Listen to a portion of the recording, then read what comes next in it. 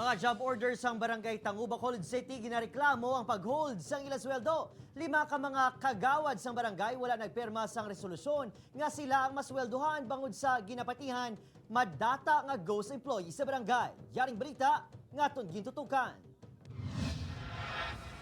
Nagsulong ang 49 tanan ka job orders sang Tangub sa Barangay Hall agud di protesta. Ang ginapasuni pamulitika sang 5 ka barangay kagawad nga wala nagperma sa barangay resolution agud sila ang masweldohan. 2,500 pesos ang bulanan nga makuha sa mga JO. Sang nasuspende si punong barangay Noli Villarosa, nagsugod man investigasyon sa 5 sa ginapasuni ghost employees sang barangay. Ginapahayag nga 49 lang sa masobra 90 ka mga nilista nga JO ang matuod nga nagaobra sa barangay.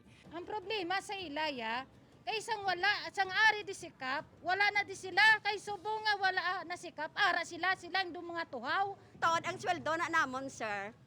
2.5 na. Kaso lang anytime ya, pwede kami kasi kumawadaan kami. That is why nga bilin sa namon sweldo, 500 na lang na. Sunod sa acting punong barangay, una na naghando makagawad nga magperma apang sa ulihi, ang iban sa ila ang nagbawi sini. Magluwas sa 49 ka JO, nahuol man ang sweldo sa mga plantilya sa barangay. Mapirma sila, irison nila. Di karon hindi maswelduhan ang mga workers, ang mga JO. Apang depensa sa 5 ka makagawad, tuyo lang nila nga matap na ang ginapatihan ghost employees sa barangay nga kausa sang korupsyon. Ila man na diskobrehan nga pila sa mga nagabaton sang sweldo sa payroll ang patay na. Pilion namon ang insakto lang ya Japon, kaysa ulihi marealisar lang na nila nga ang ginahimo namon hindi niya para sa amon. Ginuduso sang grupo nga dapat personal nga kuhaon sa mga JO ang ilang nga sweldo agud ila makumpirma ang lista.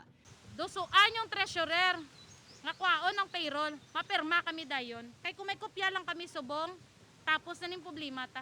Sunod sa mga opisyal, tubtob hindi mahitso ang issue, wala sang palabuton ang 49 ka JOs. Opo, Gerinald Casillo, Adrian Priatos, 1 Western Visayas.